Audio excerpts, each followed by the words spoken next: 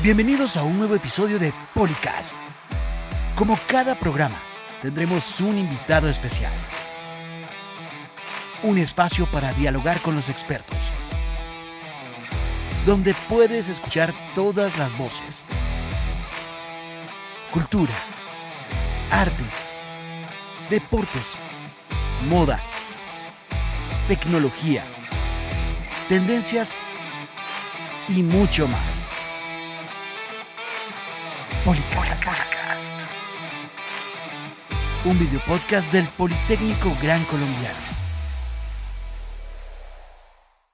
Muy buenos días, sean bienvenidos a este espacio de diálogo y reflexión titulado Derechos de las Personas LGBTIQ+, Estrategias Comunitarias y Organizacionales. Saludos especiales al director de la Escuela de Comunicación, Artes Visuales y Digitales, Harvey Murcia, a los maestros Miguel Andrés Carvajal y Doria Constanza Lescano, y demás docentes, estudiantes y por supuesto a nuestros invitados. Este foro no solo busca abrir conversaciones, sino también compartir, reflexionar estrategias que transformen realidades. Para este foro nos acompañan desde su experiencia Coqueta Correa, directora de la Fundación Les Loques; Martín Junco, licenciado en Educación Comunitaria con énfasis en Derechos Humanos, así como los moderadores Juanita Moreno y Adrián Paz. Sean bienvenidos.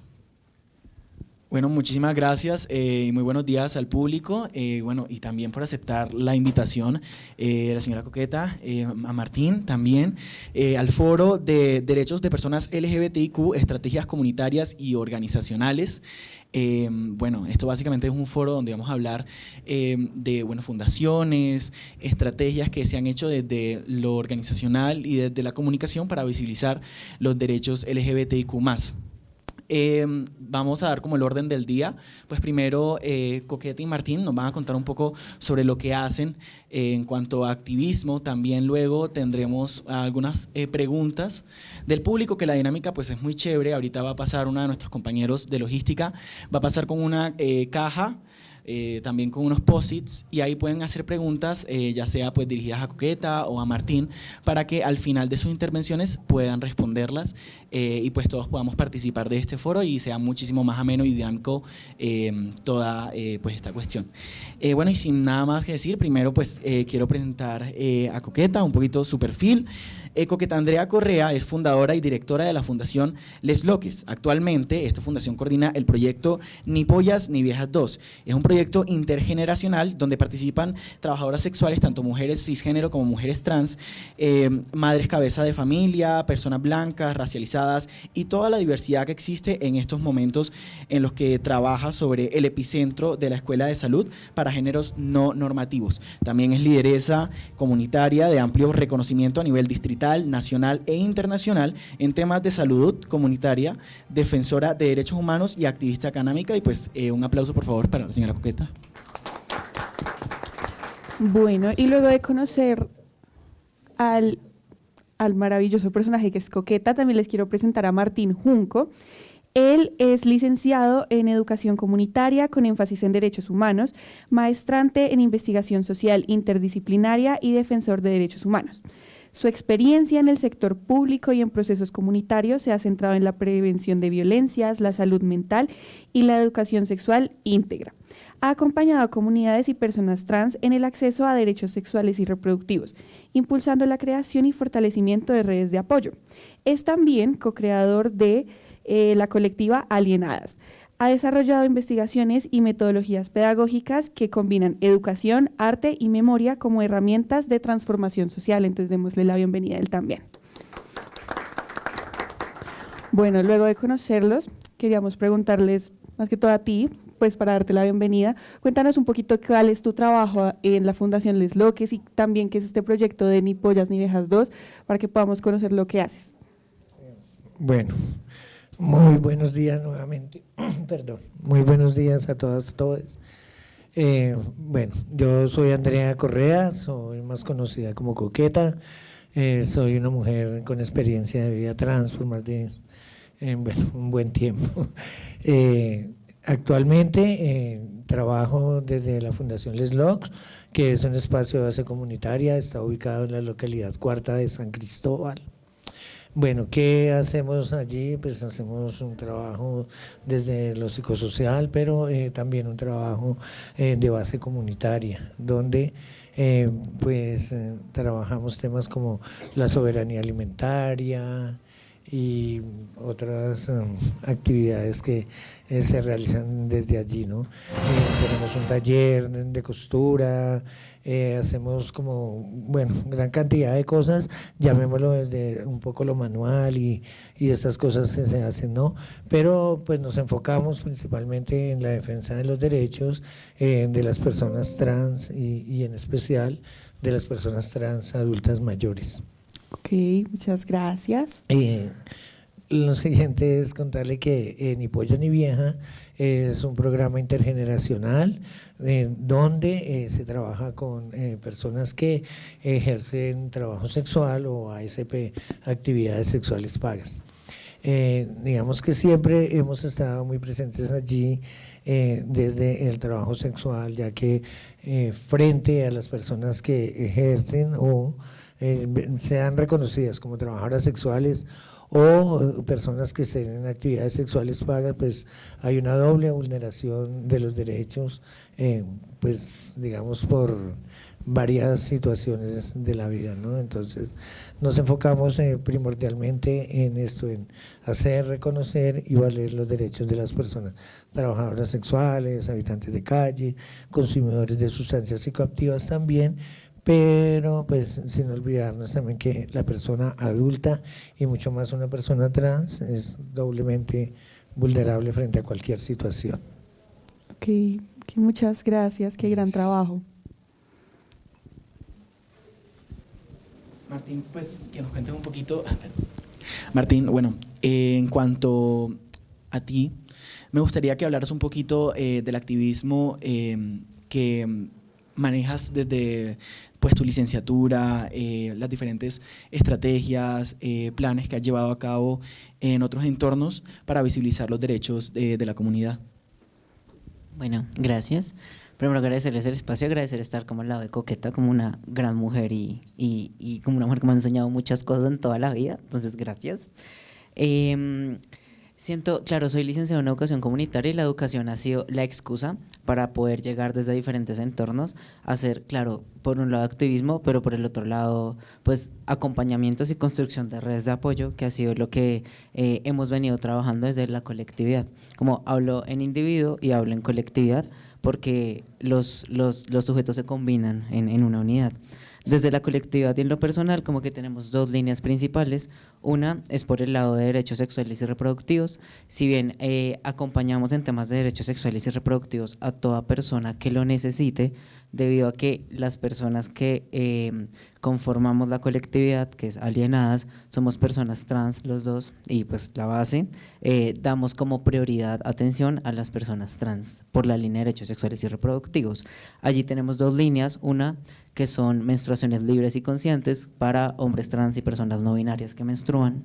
Tenemos un proyecto que se llama Menstruación, donde hacemos como escenarios de sanación, de destete, que es como acompañar las mastectomías de las personas que están en proceso de transición de género también.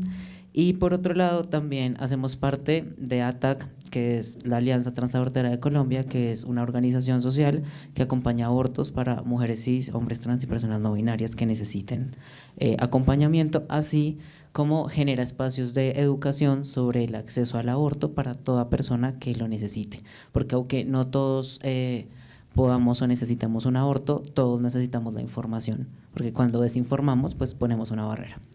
Y por el otro lado, desde el entorno psicosocial en Alienadas tenemos escenarios de coeducación con nuestros pares, porque nosotros hemos centrado nuestra atención en las personas trans y para nosotros es fundamental que las personas no tengan tránsitos solitarios, no tengan tránsitos con dolor, porque ya nos tenemos que defender de todo el mundo como para defendernos adentro de nuestros propios cuerpos.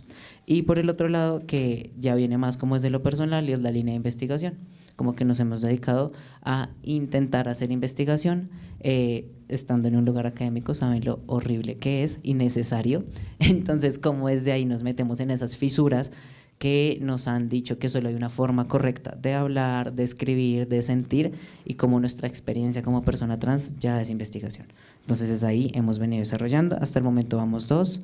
Una es el primer aborto, el primer informe sobre aborto en hombres trans de Latinoamérica, que lo sacamos en 2019, y otro es un documento que está en construcción sobre infancias trans acompañadas por redes de apoyo trans, recordando que la familia no es solo la familia sanguínea, sino también la familia escogida, que en las experiencias de vida de las personas trans es muy común como que podamos empezar a normalizar la familia extendida como una familia válida.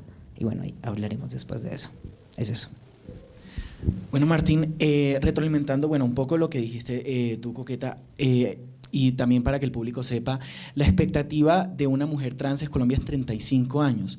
Añadiéndole a eso que si se dedica a ejercer como trabajadora sexual, pues no hay seguridad social, no hay leyes que la cubran. Y también me viene un poco a la mente la pregunta de ¿por qué se tiene ahora que tal vez hacer más enfoque en la lucha trans? Y por qué es importante, por ejemplo, todos estos proyectos de ley como la Ley Integral Trans. ¿Qué se busca con estos proyectos? Y por qué, digamos, que ahorita tenemos 3 marchas en el mes del orgullo, que tenemos pues la marcha distrital LGBTIQ+, también tenemos la marcha del sur y la marcha de Yo Marcho Trans, que también pues de la que hace parte Coqueta. Y me gustaría preguntarle por qué se necesita hablar de derechos trans justo en este momento, pues para que todos, o sea, yo sé, pero para que todos en el auditorio pues sepamos más del por qué es importante destacar más que todo la lucha trans ahora mismo. Bueno, ¿por qué es importante? Porque es que definitivamente seguimos siendo como el blanco de la violencia, los cuerpos trans son muy llamados de verdad a todo esto, lo malo que puede suceder, ¿no?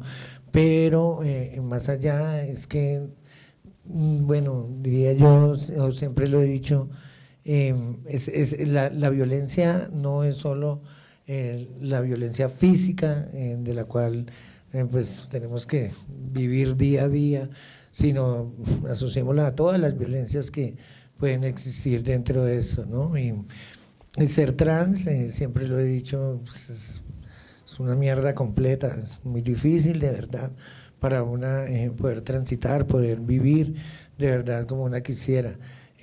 Hay algo que para mí es como muy fuerte y es que nosotras vivimos sensibilizando a todo mundo, ¿no? Y entonces nuestro trabajo es sensibilizar y decirles todos los días, mire, aquí estamos, aquí existimos, estas son las problemáticas que tenemos. Entonces vivimos todos los días como en esa búsqueda de cómo reivindicar nuestros derechos y cómo lo podríamos hacer pues de una mejor manera, ¿no? Entonces se ha hecho mucho trabajo, se han hecho digamos ciertas cosas que de una u otra manera sí han cambiado algunas cosas, pero todavía falta un camino largo por recorrer. ¿Qué esperamos como algo de la Ley Integral Trans? De verdad, que esto nos sirva para que se visibilicen muchas más cosas de todas las violencias que se viven como persona trans, pero también de verdad para que estos derechos de verdad los hagan válidos como tal, ¿no? Pero es que más allá de todo esto, es de verdad, es ver, porque una cosa la pueden hablar desde ciertos espacios, pero es ver de verdad qué pasa en ciertos lugares de Bogotá, ¿no? Donde las mujeres trans que ejercen trabajo sexual, las mujeres trans que están en habitabilidad en calle, otros contextos de vida de verdad que pues, se toman como muy poco en cuenta, pero es allí de verdad donde realmente hay mucha más violencia, porque no es fácil, de verdad, ya para una es difícil sufrir su primer desplazamiento cuando una es polla, digámoslo, cuando es joven, y es desde su propio hogar, ¿no? Cuando te sacan corriendo de tu casa porque es que en mi casa 2 hijas putas, un hijo marica, no. O sea, esto te marca la vida, porque pues ¿qué esperas de verdad? Al menos que te escucharan, que no te sacaran de estas maneras de tu hogar. Y siguen diciendo, bueno, es que ya existe una política pública, ya hay ciertas leyes que amparan digamos, los tránsitos de las personas jóvenes. Es una mentira, siguen habiendo los mismos desplazamientos, la violencia sigue siendo igual, de todas maneras se sufre. Entonces, sí garantizaría la ley integral trans algunos derechos, aunque no todos, porque tampoco es que nos solucione la vida, y mucho menos para las personas que en estos momentos están haciendo su tránsito, ¿no? Pero sí digo yo que no tendrían que haber una repetición con todas esas violencias, desplazamientos, muertes y otras tantas cosas que se sufre, de verdad, pues por nuestra identidad, ¿no? Estamos en salud, no tenemos trabajo, la educación para nosotras es algo no tan asequible, de verdad, entonces sigue siendo un problema para nosotras todos. Pero como existen ya algunas cosas que han hecho o que, digamos, desde la institución y lo político se han logrado, entonces dicen que no, que ya hemos mejorado la vida, ¿no? A mí no me mejora la vida ciertas cosas, digamos, el cambio de sexo en la cédula, pues sí, digamos que es un paso, es un avance que ha habido, pero no quiere decir que eso mejore mi calidad de vida. En ninguna, muchas veces esto se presta hasta para burlas, para generar más violencia, y eso no lo han tomado en cuenta desde muchas partes. Entonces, mire cómo de una u otra manera ser trans de verdad es de verdad muy fuerte, y en Colombia, un país de verdad que, digamos, moralista, como solo sabemos, entonces no hay esa libertad de verdad que seguimos, pero la lucha se sigue dando. Y bien lo decías, desde el Marcho Trans es también como esa reivindicación que tenemos de que aquí estamos, existimos y nos vamos a quedar. Bien, yo quería preguntarle, desde lo que decía Coqueta, a Martín. Tú decías que desde la casa, desde la misma familia, que hay 2 hijos maricas, que ¿cómo se puede proteger a las infancias trans, pero desde lo educativo? O sea, desde la educación, ¿cómo podemos protegerlas, como prevenirlas de este tipo de violencias? Claramente no vamos a suprimir la violencia porque pues afuera va a seguir estando, pero ¿cómo podemos desde la educación enseñarles a prevenir este tipo de violencias a las infancias trans? Ok, bueno, siento primero que es un proceso, como primero como entender que la protección es una obligación, como que amar, tener una familia, decidir, como tener una cría, existir conforme a otros seres cerca, pasa por el principio del cuidado. Lo que no cuidamos no lo amamos, es una relación contractual de intercambio si no hay una relación de cuidado en la mitad. Entonces empiezo por ahí, entonces la protección tiene que estar allí para poder hablar de, y también la protección en relación con el ciclo de vida. Claro, lamentablemente cuando hablamos de infancias trans, y es algo con lo que nos hemos enfrentado tanto Coqueta como yo, tenemos que pasar por algo que es enseñarle a las infancias a cuidar también de sí mismas. Porque, claro, se supone que los niños, niñas, niñas son sujetos de cuidado, pero la mayoría de nosotros hemos sido expulsados de nuestros hogares. Así que nos vemos en la situación de enseñarles a los niños, bueno, ¿cuáles son tus derechos? Estos son, o sea, como desde ahí. Entonces empezamos por ahí. Y se conecta mucho con lo que mencionaba Coqueta, y es que como todo este lugar de la representación, de por qué hay tanta marcha, de por qué entonces enunciamos esto, pues es simplemente porque lo que no se nombra no existe.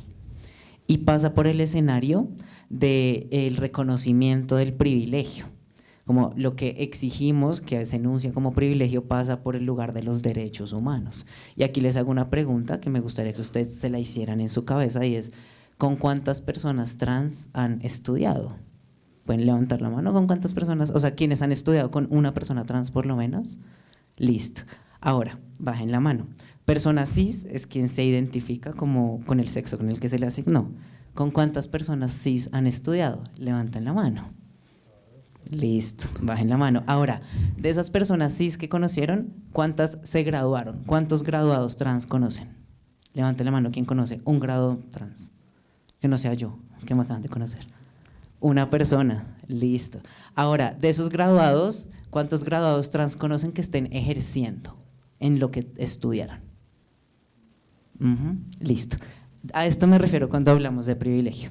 Por eso es necesario nombrarlo. Y cuando hablamos de infancia, pasa por el reconocimiento del privilegio. Entonces, cuando hablamos de la educación tiene que ir de la mano con la familia. tienen que ir porque si no empezamos a jugar a la bola es que eso le toca al colegio, eso le toca a la familia y reconocer que absolutamente todas las personas que estamos acá tenemos un rol con la educación, porque la educación no es solo la pedagogía. Y aquí me voy a poner un poquito canzón y leguleye, entonces mitad activista, mitad profe canzón. Porque pasa porque la protección no es una opción. Es una obligación constitucional e incluso que viene desde interés superior de la infancia. Entonces, lo primero que debemos hacer es educar a los niños, a las infancias, desde el lugar de la autonomía y de la decisión. Y aquí me voy a parar con algo muy bello que decía Coqueta, y es como, mire, ser trans es cansón. Y en un mundo, y acá yo le pongo este ejemplo siempre a los papás, imagínense dos caminos, ambos llegan al mismo lugar, un lugar precioso. Un camino es una chimba, divino, lleno de luz, lleno de comida, el otro es horrible. Nadie va a escoger el camino horrible. Es decir, en un mundo que asesina a personas trans, nadie va a querer ser trans. Por ende, ser una persona en un lugar de diversidad no es una opción, pasa por la construcción. Cuando hablamos de protección, pasa por reconocer que la educación sexual integral viene desde la primera infancia. Y aquí ya es un trabajo que debemos hacernos en lo personal. Recordemos que la educación sexual, ay, ese pañuelo verde, ya entendí, perdón. La educación sexual, no hablo de lo sexogenital, la educación sexual pasa por el reconocimiento de las identidades. Entonces, para hablar de protección a la infancia desde el sector educativo, desde el sector familia, pasa porque los adultos nos construyamos como adultos protectores, no como esa cría, una extensión de mí, sino como un ser autónomo al que tengo que brindarle herramientas. No criemos desde la carencia, no es desde yo te crío en lo que yo no tuve, sino te crío con todo el amor que te puedo dar. Empezamos por ahí, luego lo podemos ir desarrollando. Así es, ¿no? Y es que el tema empieza desde la casa, o sea, desde el hogar. Así como también desde el hogar, digamos, desde la posición de pues, las personas cisgénero, empezar con un proceso de construcción, de aceptación también, de entender al otro, ¿no? Porque no es solo de que, bueno, por ejemplo, en el ejemplo del foro, digamos que sí estamos hablando de personas trans y eso, y tal vez a algunos parece que no nos tocara porque pues yo no vivo eso, y es que ahí empieza, es en la indiferencia. Cuando estamos, por ejemplo, pensando que como no me toca a mí, entonces me hago el loco, ¿sí? Entonces creo que también empieza desde el entorno, ¿no? De crear una sociedad, como tú lo decías. ¿De qué me sirve a mí una ley que, listo, chévere, se puede cambiar el género en la cédula de las personas trans, pero si sigo viviendo en un entorno violento, intolerante, es completamente pues, inútil. Así hayan 1000 leyes que protejan pues, a las personas trans. Si no cambiamos nosotros como personas y somos conscientes de que somos diversos y desde las diversidades nos encontramos, pues el problema también son el problema, ¿sí? Es la problemática. Bueno, ya quiero pasar un poco como a las preguntas que tiene el público, si me pueden pasar como la cajita, porque me dijeron que hubo muchísima participación. Epa. Eso, Angie. Aplauso para Angie, por favor.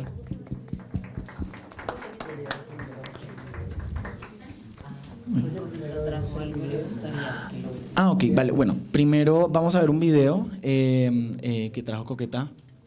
Listo. Es maravilloso cómo empieza siendo 4 pelagatos gritando con un megáfono y una cartulina a convertirse en todo un proceso maravilloso que genera sensaciones en las personas con solo verlo, con solo habitarlo, con solo sentir.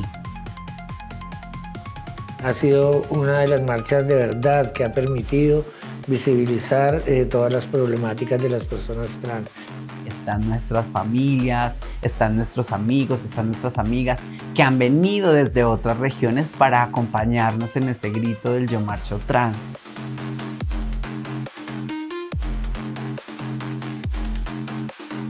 Nosotros llevamos 13 años construyendo un proceso, consolidando un trabajo desde lo comunitario, desde lo popular.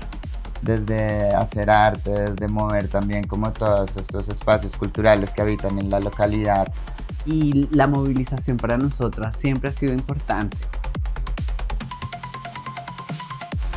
Cuando nosotros participábamos, por ejemplo, en la marcha LGBTuna, a las travestis siempre se nos juzgaba por cómo íbamos vestidas y por cómo actuábamos dentro de la marcha.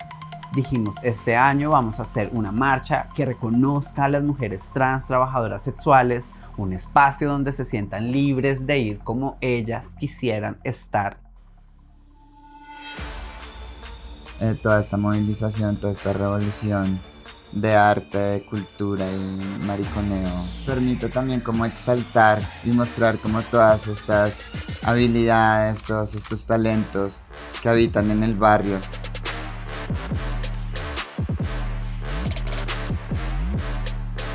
La marcha trans es una acción de justicia social. Es un espacio para honrar la memoria, para honrar a todas nuestras hermanas y compañeras que han sido asesinadas, que les han arrebatado la vida, pero también celebramos la vida de las que seguimos luchando, de las que seguimos en pie. Creo que el Yo Marcho nos ha permitido como transformar ese dolor y esa rabia y convertirla en algo macro, en algo muy increíble. Ha funcionado mucho porque, digamos, hemos contado como pues con grandes artistas que han donado como su talento. Entonces, chévere como que el Yo Marcho Trans llegue también como a apoderar estos espacios y procesos culturales y artísticos. También como que pretende generar como esa unión entre las organizaciones de las localidades, porque pues esto es un trabajo logístico muy grande.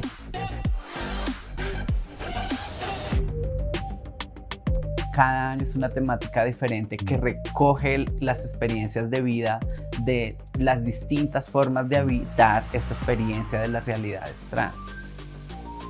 El año pasado fue maravilloso poder llevar la marcha a Ciudad Bolívar, que sean las personas trans de la localidad de Ciudad Bolívar que se encargaron de organizar y de hacer un espacio tan poderoso, lleno de incidencia, que posiciona el trabajo que llevan años haciendo en el territorio. Lo que se descentraliza tiene un mejor resultado, ¿no? Y se puede llevar a cabo, digamos, como en esta ocasión, el 10º Yo Marcho Trans desde la localidad cuarta de San Cristóbal. Es muy poderoso que este año se celebre en la localidad de San Cristóbal, porque además se celebra también los procesos de vejez y envejecimiento de las mujeres trans. ¿Por qué? Porque si hablamos de una vulnerabilidad dentro de las personas trans, es doblemente vulnerable la persona que ya es mayor de 50 años. Que si ya hemos superado esa expectativa de vida de los 35, entonces aquí estamos y queremos seguir presentes.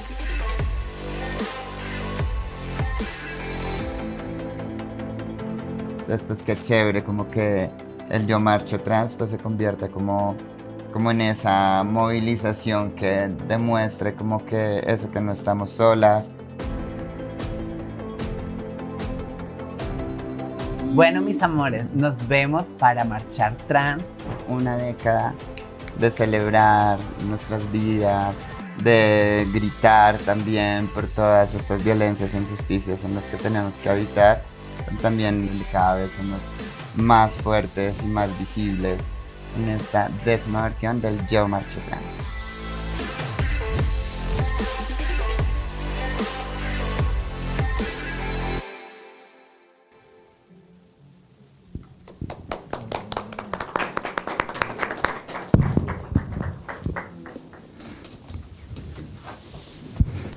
Bueno, yo les cuento algo desde el primer Marcho Trans que se realizó en el barrio Santa Fe. Daniela Maldonado, Catalina Ángel y yo fuimos las que dimos inicio a este trabajo.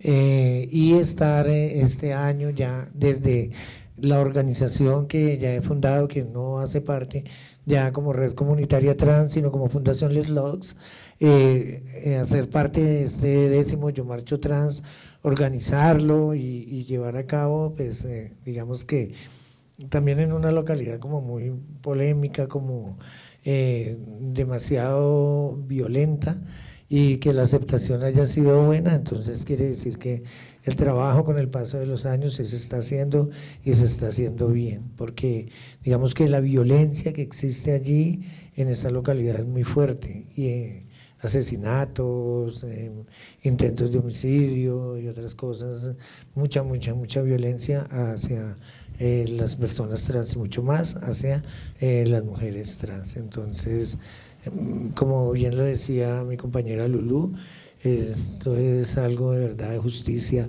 algo que queremos de verdad que no se quede solo en esas dos localidades, Ciudad Bolívar, o primero, bueno, la localidad de Mártires, luego Ciudad Bolívar, este año en San Cristóbal, el año entrante va a Engativá y así sucesivamente seguirá dando la vuelta pues por las 20 localidades del distrito. Sí, pues luego de reconocer este importante trabajo que has hecho, pues queremos también pues hacer un poquito más partícipe al público, entonces vamos a empezar a leer las preguntas y ustedes pues nos ayudan a contestar. La primera dice, ¿por qué es tan difícil que las personas de la comunidad tengan derechos?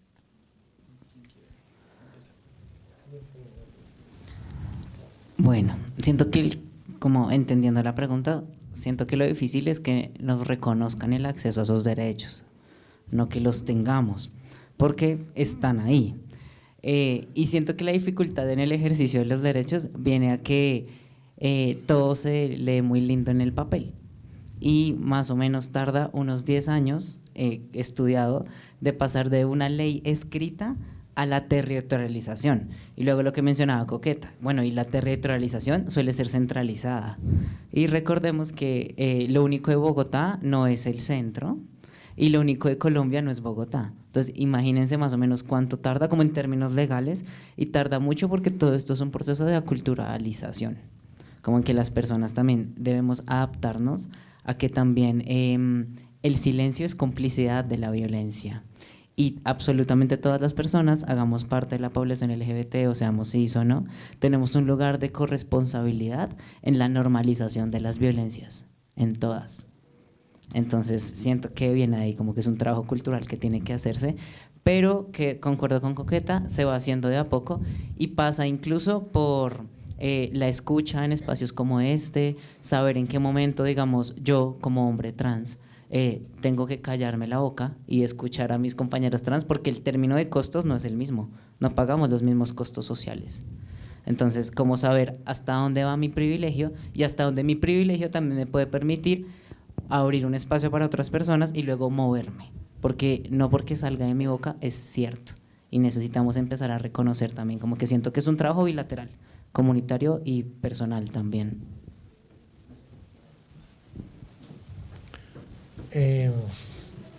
No, pues yo, de verdad que es algo como fuerte todavía pensar en que ¿por qué tenemos derechos? Porque somos seres humanos, porque como cualquier otra persona tenemos derecho a lo mismo.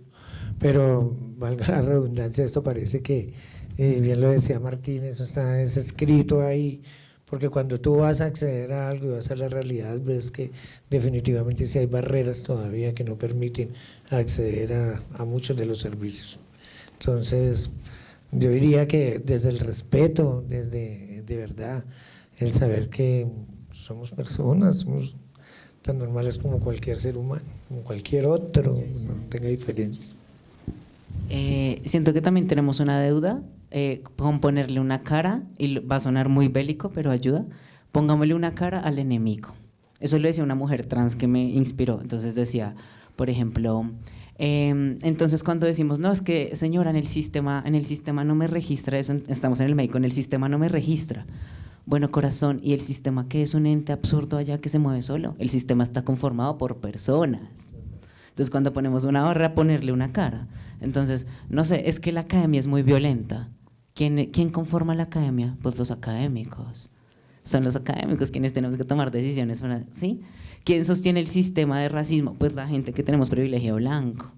¿Quién sostiene el patriarcado? Pues la persona, ¿sí? Como cuando le ponemos cara, asumir la responsabilidad es mucho más sencillo que esperar a que hayan transformaciones lejanas a mi contexto.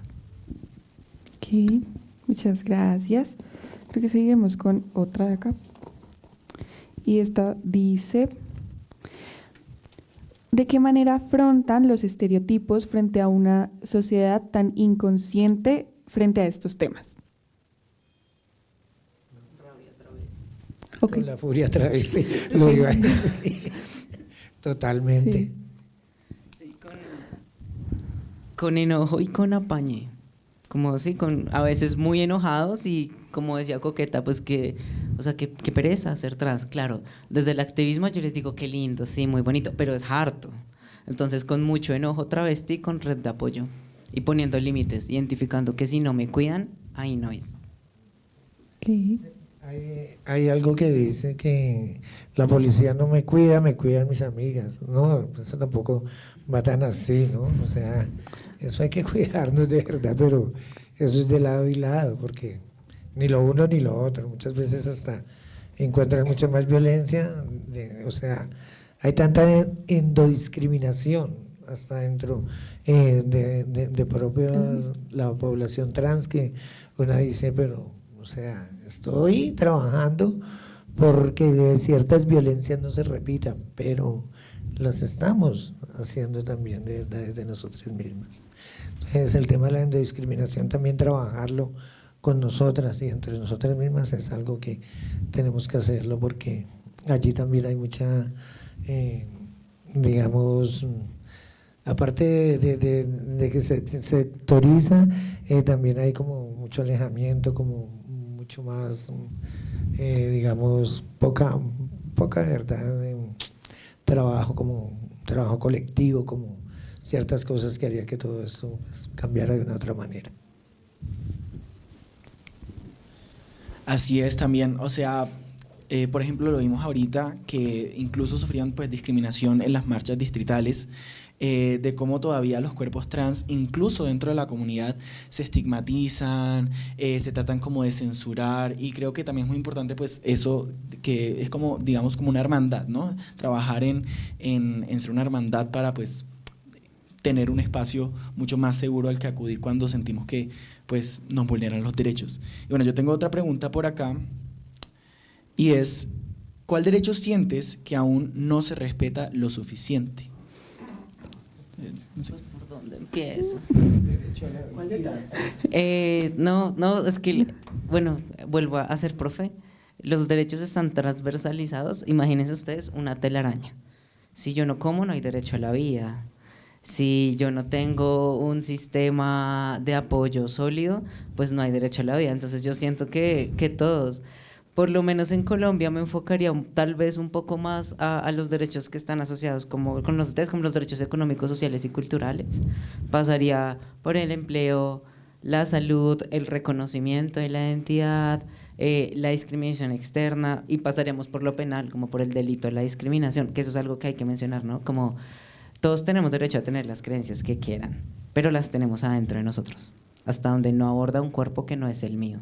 Porque, guste o no, pues en Colombia la discriminación es un delito.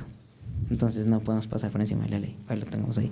Entonces, no, pues siendo trans, como por todos. Siendo un hombre trans, me centraría un poco más en el derecho a la salud mental, que es algo que nos afecta a nosotros de forma diferente, ya que las cifras son alrededor del 70-80% de los suicidios que se dan dentro de la sigla LGBTIQ+, son de la T, y de esa T, el 70-80% son de los hombres trans. Entonces me acercaría por el derecho a la salud integral, pero todos. No, totalmente de acuerdo, porque es que hay algo muy fuerte y siempre lo dicen, ¿no? Nosotras somos como si fuéramos de piedra, como si nos sintiéramos, como si nada nos doliera, como si fuéramos una especie aparte de lo que existe en este mundo, y yo también me enfocaría mucho por la salud mental, porque no es solo de los hombres trans y se tienen pues estas cifras, pero digamos que la mayoría de mis compañeras por eso se suicidan, por eso digamos que no quieren más la vida, porque pues se viola el derecho número uno, que es el derecho a la vida, y que encierra todos los otros derechos a los cuales tendremos derecho, pero es triste ver que no pasa. Entonces muchas niñas que empiezan a transitar y ya encuentran allí tantas barreras que prefieren huirle a todo, y ¿qué hacen? Pues sesgan su vida, adiós, y queda ahí triste. Y aparte de esto, pues también todo el tema como de, es que la vida de las mujeres trans es hasta los 35, muchas no conocen la cédula, son muchísimas las que no alcanzan ni a llegar allí. Entonces, yo siempre diría que el derecho número 1. Bueno, la siguiente pregunta es: ¿qué estrategias de comunicación o acciones colectivas han resultado más efectivas para visibilizar y defender sus derechos? Yo sí, pues desde la investigación, lamentablemente como de comunicación en campañas, sentimos que algo que ha funcionado mucho es identificar a dónde queremos llegar, como cuál es mi objetivo. Por ejemplo, en el caso de Alienadas, nuestro objetivo es que la gente no transite sola, más no estar peleando con personas cis que discriminan, ¿me hago entender? Entonces, esta estrategia funcionaba como para saber dónde enfocar como esfuerzos. Pero siento que con temas de comunicación, debido a que Coqueta y pues también la red hacen temas como más masivos, podrías darnos más, porque nosotros hacemos cosas más pequeñas, como los acompañamientos son personales o son grupos de apoyo, entonces viene más desde otros lugares, otras caras de la lucha. No, pues desde las marchas, desde todo esto que hacemos de salir y gritar de verdad que existimos y que queremos estar allí en todo esto, ¿no?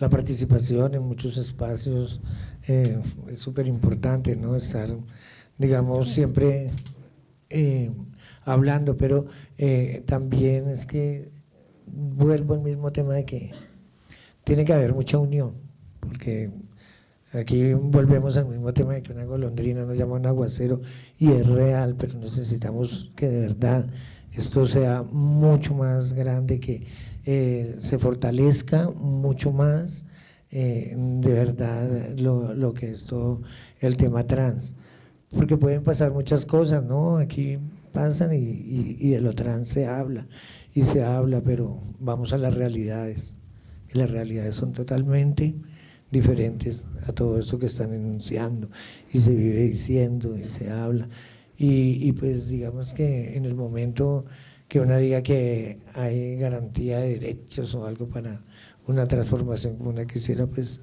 de verdad no, entonces no queda sino gritar estas voces así aguardientosas que una tiene, es de eso, estar gritando a toda hora, porque es que cuando yo hablo así, no, pues no sería yo, o sea, estoy como pidiendo permiso a ver si puedo hablar, decir algo, pero si mi voz es así gruesa y se escucha, quiere decir que sí, estoy haciéndome escuchar, pero entonces ya pasas porque eres grosera, porque eres irreverente, ¿por qué no bajas tu tono de voz? Pues porque yo hablo así, no tengo por qué hacerlo, no tengo por qué suavizar mi voz para que a los demás les parezca linda, no, esta soy yo, así hablo y así se escucha, y no me molesta, pero a la gente sí realmente. Ok, todos son esfuerzos realmente válidos y que siento que, como dicen ustedes, para el proceso han avanzado un montón. Aquí, por ejemplo, tenemos otra pregunta y dice: ¿qué mitos o estigmas consideran que aún existen y cómo desmontarlos?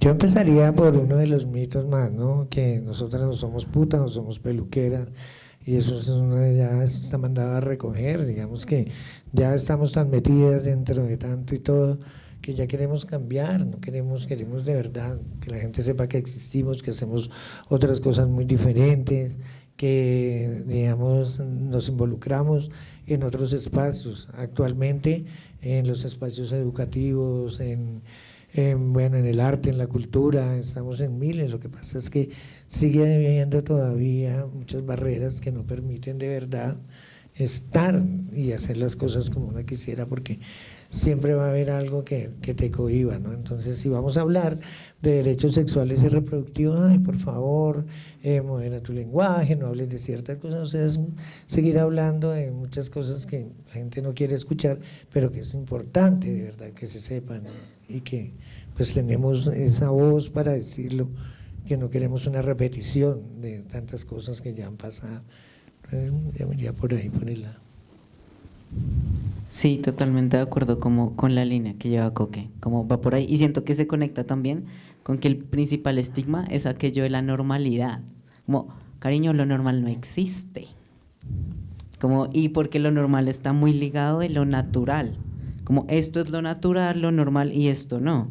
Y si ya entráramos a pelear nos daríamos una charla muy muy larga, porque nada más cuando no, pero usted nació mujer o hombre, corazón. Hay más de 37 tipos diferentes de genitalidad visible, sin entrar a hablar de lo cromosomático y de lo hormonal.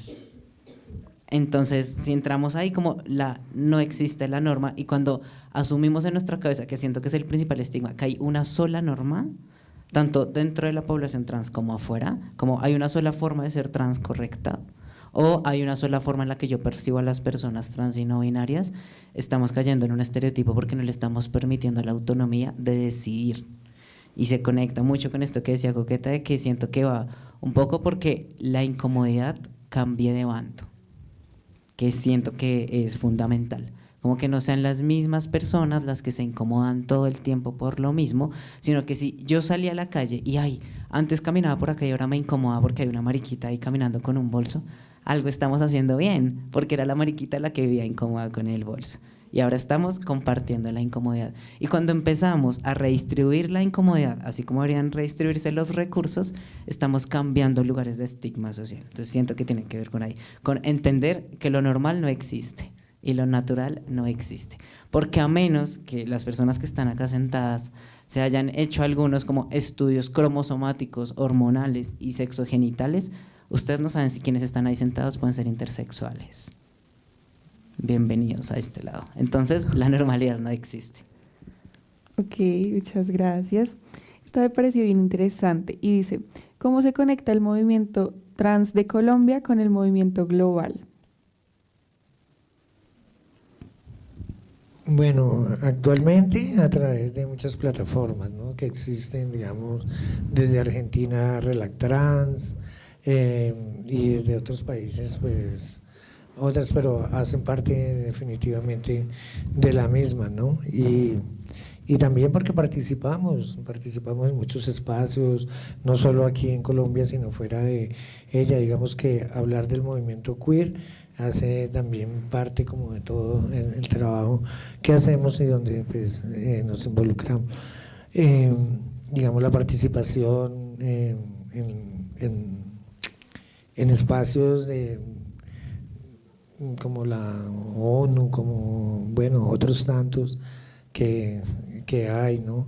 Pero también en este momento, digamos, desde la cooperación internacional alemana y desde otros espacios que se habla del tema, ¿no?, y que permiten de verdad como estar de la Comisión Interamericana de Derechos Humanos y hacen parte como de muchas plataformas. Entonces siempre estamos ahí, estamos trabajando, y digamos que parte de todo ese trabajo no solo se visibiliza o se muestra aquí en Colombia, sino es a nivel mundial, ¿no?, y donde vemos pues también todo lo que pasa en los países donde no hay ley que proteja a las personas con orientaciones sexuales diversas y que de verdad siguen llevando pues una vida de violencia y hasta la muerte, ¿no?, porque en muchos existe la pena de muerte por ser una persona diversa.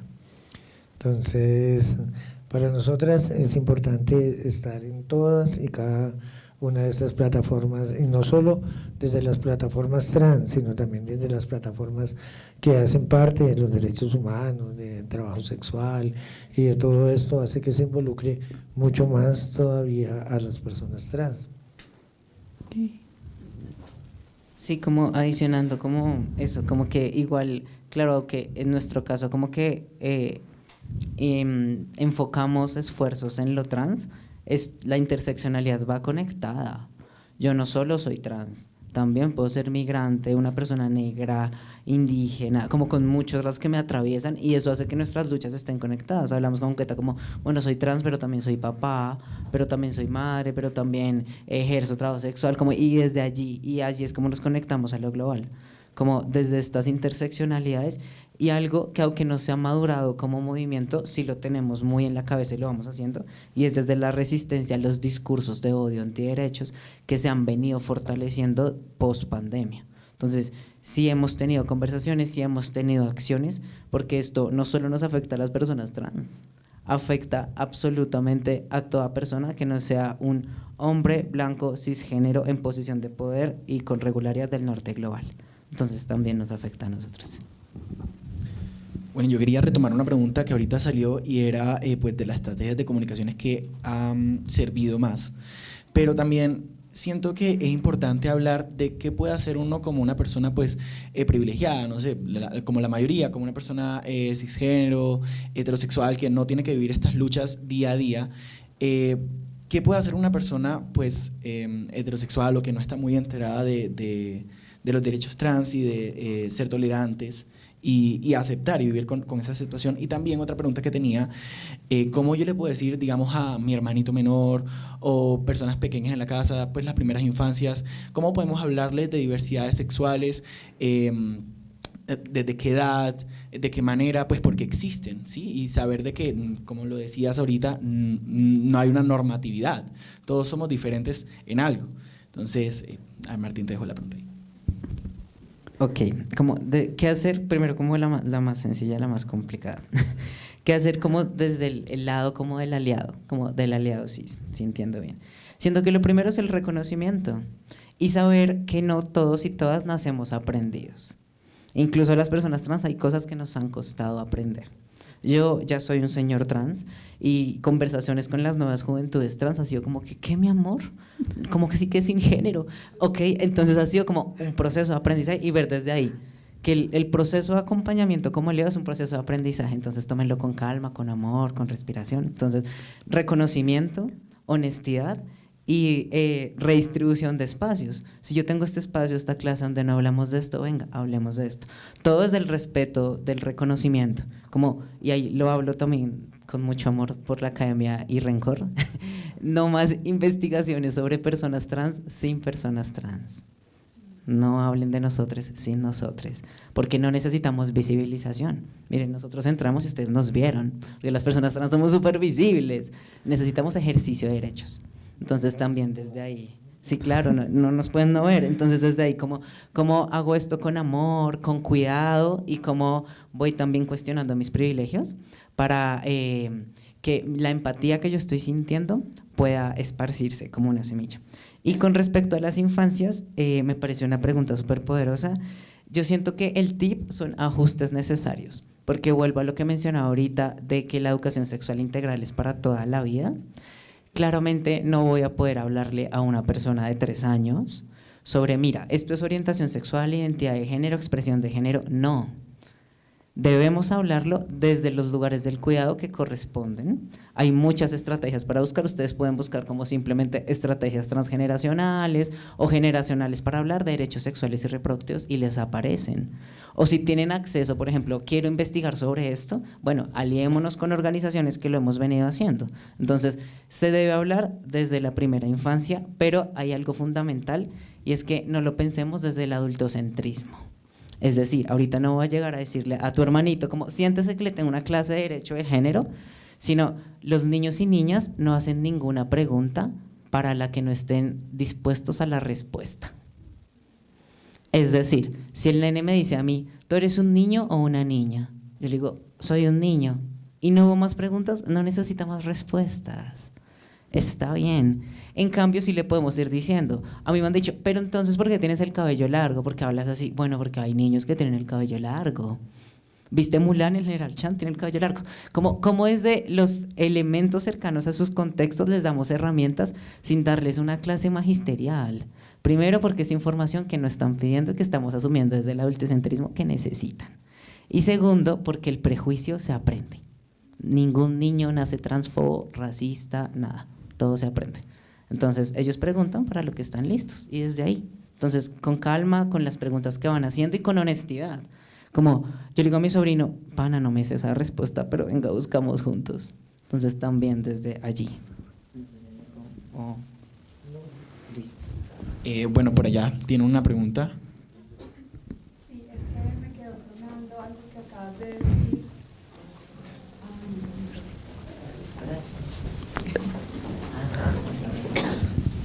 Hola, me quedó sonando algo que acabas de decir, sonando y resonando porque acabas de afirmar lo siguiente: no necesitamos visibilidad. Y me gustaría que ampliaras eso porque del otro lado, es decir, los medios buscan visibilizarlas. Hubo todo un despliegue mediático cuando Disney hizo la primera película de niños gays, porque era visibilizar una historia de amor de dos niños gays. Entonces, quisiera que ampliaras eso para que lo profundices mejor. ¿A qué te refieres exactamente con que no necesitan visibilidad?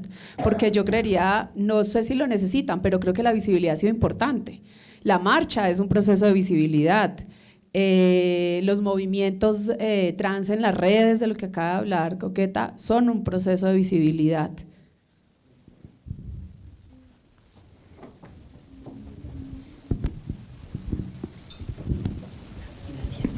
Gracias, qué gran pregunta, me parece maravillosa. Y va justo a esto que les mencionaba y lo que mencionaba Coqueta, de la escala de los derechos humanos. Si bien ya tenemos algo, vamos por más acceso a derechos. Y esto va con el tema de la visibilización, con que lo único que necesitamos no es visibilización. Y con la visibilización, y más creo que la mayoría de ustedes son como cercanos a medios, periodismos, como estos elementos, entonces les pongo un concepto para que lo puedan rumiar, y es la relación entre la visibilización y la representación. Porque ¿qué lugar de representación estamos dando cuando hablamos únicamente de visibilización? La visibilización no es solo que vean a los trans o que vean a una pareja de niños LGBT, sino cómo estamos representando a esos niños LGBT en este ejemplo que me propones de Disney. ¿Qué lugares de conexión de derechos están cercanos con este ejemplo de los niños de Disney, por ejemplo? No es solo que existan, porque esos niños no bastan con existir, sino, por ejemplo, en temas de derechos, ¿cómo les garantizamos escenarios donde no les vayan a discriminar? ¿Cómo les garantizamos herramientas para que puedan poner límite frente a la discriminación? ¿Cómo les garantizamos adultos protectores, informados y con curiosidad, que quieran y deseen y tengan las herramientas para proteger? Entonces siento que el problema no es la visibilización, el problema es que se configura la visibilización desde los ojos cis. Entonces tú estás diciendo, Martín necesita ser visibilizado, pero no le has preguntado a Martín cómo quiere ser representado y qué lo atraviesa. Porque cuando tú me visibilizas a mí como una persona que no está en este cuerpo, va a estar sesgada por la forma en la que tú me ves. Y eso no está mal. Lo que está mal es volverlo mediático. Porque recordemos que los medios, el cine, bueno, estos entornos que son masivos, son escenarios de reconfiguración cultural. Entonces, ¿qué pasa cuando yo llego a un escenario académico y está re bien aquí, por ejemplo, entonces aquí las maricas, los trans dando la conferencia porque estamos aprendiendo, pero cuando nos inscribimos a la universidad y nos dicen, ay, no, es que aquí el componente no es este, entonces el sistema no me deja registrarlo, entonces no puede entrar. O, ay, su merced que se graduó por allá en una zona diferente del país, este certificado que me trajo está sucio, necesito que vaya y saque una copia. El sistema no me deja, el sistema somos nosotros. Entonces, no solo necesitamos visibilización, porque el problema de la visibilización es que se asume que es únicamente lo visual. Y todos nos están viendo. Sino, ¿qué relación con enfoque derecho hay con la representación? Porque la visibilización sola es marketing. Necesitamos acceder a derecho y eso es representación. Por ejemplo, no son aliados por ir a Teatrón. Son aliados por cuestionarse, porque yo vengo con mi parchivique, a la trans no la dejaron entrar, pero yo sí seguí. Listo. No sé si con eso respondí tu pregunta. Okay. ¿Alguien más del público? Pues vamos a seguir con la dinámica de cajita, pero si a alguien se le ha ocurrido una pregunta ahorita, y quiere levantar la mano antes de seguir con... ¿Alguien dijo yo? Ok, bueno, entonces... Sigamos con la cajita. Seguimos con la cajita. Bueno, hoy en día, ¿se podría decir que vivimos en una sociedad inclusiva?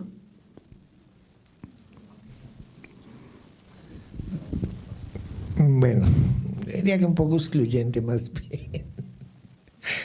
Total, sí. Pero vuelvo y le digo, ¿no? Digamos que ciertas cosas han cambiado y para bien, ¿no? Se ha mejorado porque digamos que las personas que transitan hoy por hoy, pues es muy diferente, ¿verdad? Las situaciones a cuando transitamos muchas de nosotras hace ya tanto tiempo, ¿no? Entonces, pero sigue siendo muy excluyente, ¿no? Demasiado. O sea, no veo la inclusión en muy pocos espacios realmente como debería de ser. Sí, igual, hace falta mucho trabajo. O sea, hay avances, pero hace falta mucho trabajo. Además que el tema de la inclusión, yo siempre complejizando todo, perdón. Hay que revisar también el concepto etimológico, ¿no? Como que la inclusión, ¿a dónde? Si hablamos de inclusión es porque hubo una expulsión. No exclusión, sino expulsión, como lo mueves a la margen. Entonces, realmente hablar de inclusión sería como, ¿acaso todos y todas acá queremos homogenizarnos en una sola masa? Hablaría más bien como de culturización amplia o unas formas comunitarias diversas de entender como la diversidad en la generalidad. Porque lo inclusivo pues podría justificarse desde la ley como un sí, pero en lo real no. Porque ¿acaso todos estamos acá sentados, que nos veníamos riendo en el carro, pero acaso a todos nos costó lo mismo llegar? Sé que unos llegan en bus, otros en moto, o sea, es como el hecho de que tengamos costos diferentes, de que para llegar a clase de 7 unos se levanten a las 6 y otros a las 4, habla de que no tenemos un contexto inclusivo. Pero como todos llegamos, la norma dice que sí, porque todos llegamos. Entonces hay que revisarlo también. Y justo que estábamos hablando de qué es el concepto de visibilización, hay una pregunta que dice: a pesar de la inclusión de personas transgéneros en ciertas actividades como el deporte y concursos de belleza, ¿sienten que merecen el mismo derecho que una mujer? Bueno, yo acá tengo una pequeña disputa frente a los concursos de belleza y mucho más cuando se participa una mujer trans en un concurso con mujeres cis. Pues yo no, la real, yo no estoy muy de acuerdo, ¿no? Siempre, digamos, desde mi lado yo me pongo desde lo mismo y lo que siempre he querido ser. Yo pues anhelé siempre ser una mujer trans, pero no quiero ocupar ciertos lugares de verdad donde no, o sea, para mí los reinados de belleza, el de la mujer cis tiene que ser allá y nosotras las personas trans también debemos de estar de verdad en nuestro espacio. No me parece que sea como, lo acabo de ver nomás en estos días en Miss no sé qué Colombia, bueno, con Juliana, por ejemplo, ¿no? Es algo, mire cuánta polémica, cuánta cosa por ella participar, por estas cosas, ¿no? Entonces, pero también siempre he dicho es que sí, somos mujeres trans, pero yo quiero ser eso, una mujer trans, que se me reconozca por eso, por lo trans, porque es que ya cuando pasamos a que se me reconozca, porque es que si soy femenina, que tengo mi voz delicada, que yo ando de mis maneras, pues no, siempre he estado del lado de verdad de que yo en todos los espacios donde voy, yo digo soy trans, pero sí, pues digamos que el término mujer, bienvenido es, pero no lo haría, no participaría, y tampoco estoy de acuerdo, de verdad, o sea, estemos donde sea. Mire que hay muchas niñas que, esto se lo cuento como, aparte de todo, han hecho su reasignación de genitales, han cambiado su vida, y no les ha ido como tan bien como todo lo que esperaban, ¿no? Porque, pues no sé, siempre tiene que haber algo que las delate y sean de verdad como un poquitico excluidas de muchas cosas. Entonces, en cuanto a reinados, la mujer trans que participe en los reinados trans y la cis en lo suyo también, porque sí estoy muy de acuerdo frente a eso, pero no es que un reinado garantice que porque ya participó pues la va a hacer más mujer, mucho más femenina. No creo. Entonces siempre me voy más al lado de reconocernos como lo que somos. Y es que qué chévere que una mujer trans, bella, hermosa como son muchas, se me dejen ver como lo que son, trans fabulosas. Y no importa la feminidad, no importa todo lo que sea, es que de verdad hay que reconocerse como lo que una es. Como algo chiquito ahí, siento que, claro, comprendo la pregunta, pero puede ser una pregunta que puede polarizar mucho. Porque primero está mencionando como mujer, como si una mujer trans no fuera una mujer. Entonces siento que tenemos que tener mucho lenguaje. Y vengo cansón porque este es un espacio académico. Ya hoy nos estamos tomando un tiempo, todo bien, pero están en un espacio académico y tienen la responsabilidad porque están reconfigurando los lagos de la cultura colombiana. Entonces tenemos un lugar ahí de corresponsabilidad. Yo siento que aquí la conversación es sobre la cisnorma, más que sobre la transfobia. Recordando que la transfobia es la exclusión, odio a las personas trans, y la cisnorma es el lugar de normalización cultural. Entonces, y siento que esa es una conversación que podría ser muy, muy larga. Llámenme y les hacemos un diplomado, claro, remunerado y tales, por supuesto. Porque siento que cuando hablamos de cisnorma tendríamos que hablar de diferentes lugares, ¿no? Primero de la expectativa de las personas cis hacia nuestros tránsitos, como que una mujer trans tenga que ser fina, de que los manes trans tengamos que ser grandotes y heterosexuales, sí, como. Y por otro lado, también el lugar del privilegio, porque entiendo a lo que se refiere Coqueta, como yo también creo que en algunos escenarios deben haber como espacios separados, como no es lo mismo hablar, por ejemplo, de menstruaciones entre hombres trans que menstruaciones con mujeres cis. Tenemos unos lugares diferentes con el cuerpo. Pero siento que también pues hay zonas, por ejemplo, lugares del país donde la única forma de afrontamiento que tienen las personas trans es pasar por cis. Porque mostrarme como trans me pone en peligro, porque me van a desaparecer, entonces pasaría por el cispassing en efecto. Como entonces siento que es una conversación muy compleja, pero en mi respuesta siento que va con la autonomía. La gente debería tener la autonomía de decidir dónde meterse y dónde participar y dónde no, porque todos tenemos el mismo acceso a derechos. Pero allí, como la conversación es más profunda, entraríamos a ver realmente, por ejemplo, una mujer trans se siente segura en un espacio donde la feminidad está súper exaltada, mercantilizada, como realmente, que es lo mismo que nos pasa a los hombres trans con el servicio militar. Entonces hay algunos hombres trans que quieren ejercer servicio militar porque les gusta, porque hace parte de su construcción y se está peleando para que los hombres trans puedan decidir. Hay otros que decimos, no, marica, yo no, o sea, soy un hombre con vulva, yo no quiero estar allá metido. Pero pasa por una conversación profunda y extensa sobre cisnorma. Yo creo que ni nosotros no nos queremos, muchas de nosotras tampoco queremos ir al servicio militar. Pero aún así, por ejemplo, con el chisme del servicio militar, es que en la norma dice, y es súper violenta, dice, los varones que se identifican como mujeres tienen que resolver su situación militar.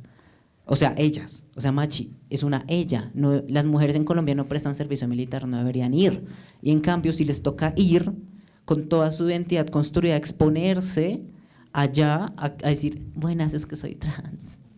Y en cambio, nosotros, a los que nos piden libreta militar para ir a trabajar, no, es que soy un hombre trans. Ah, no, pero usted no, siga.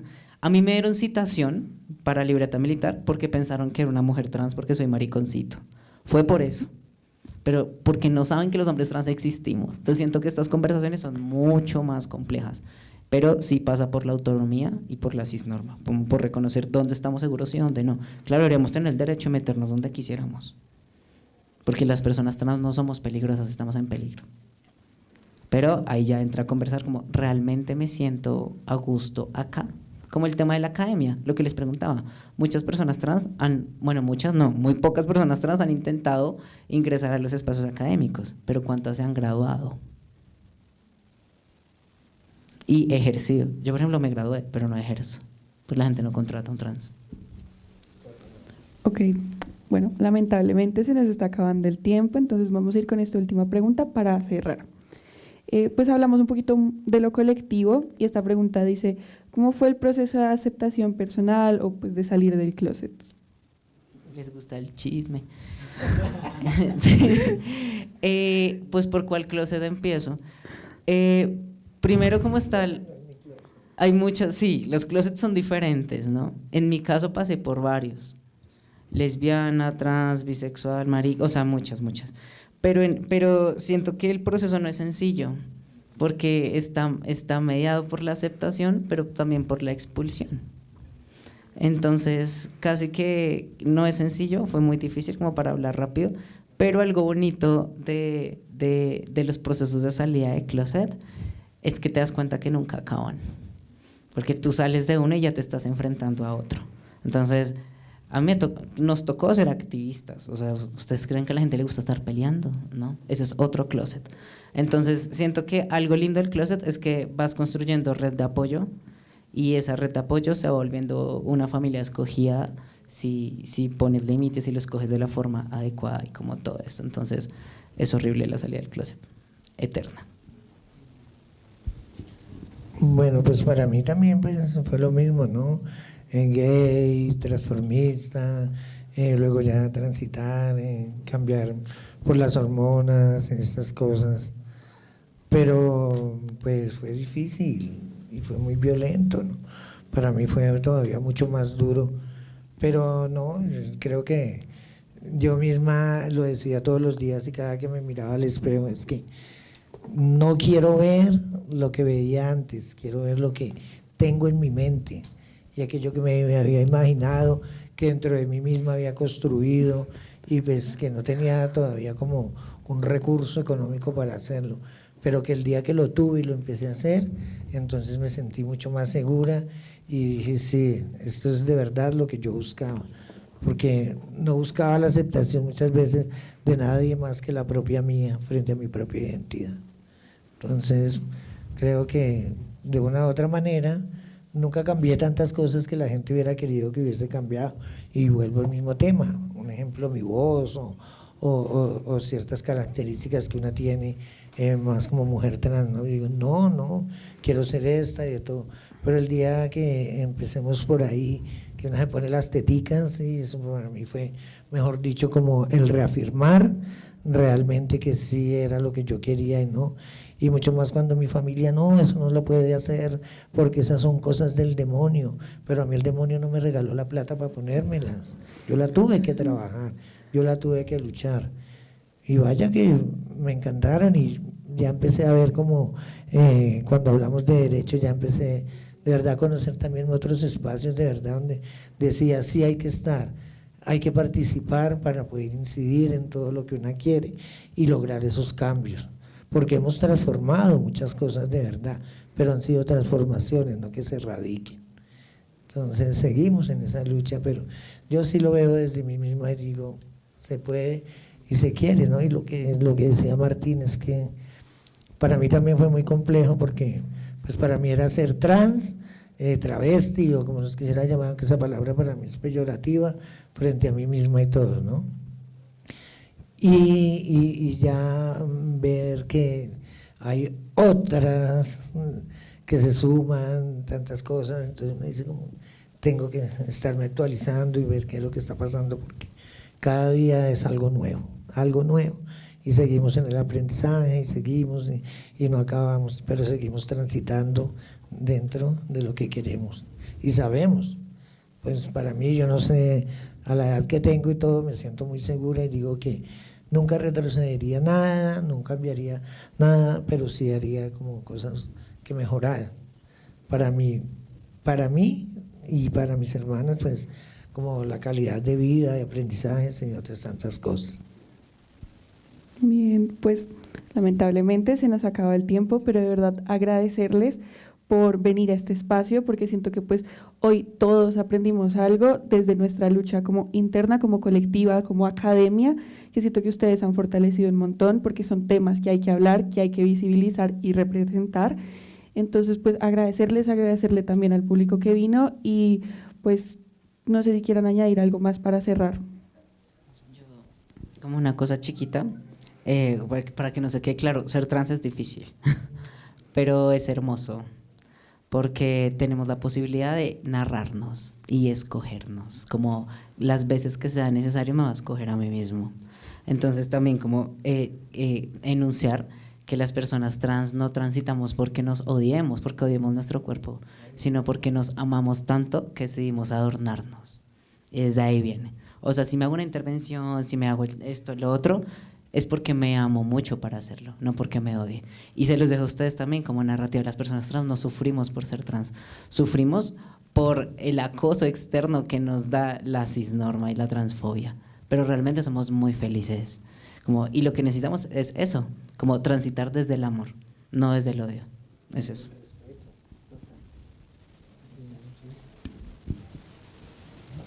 Bueno, muchísimas gracias a todos.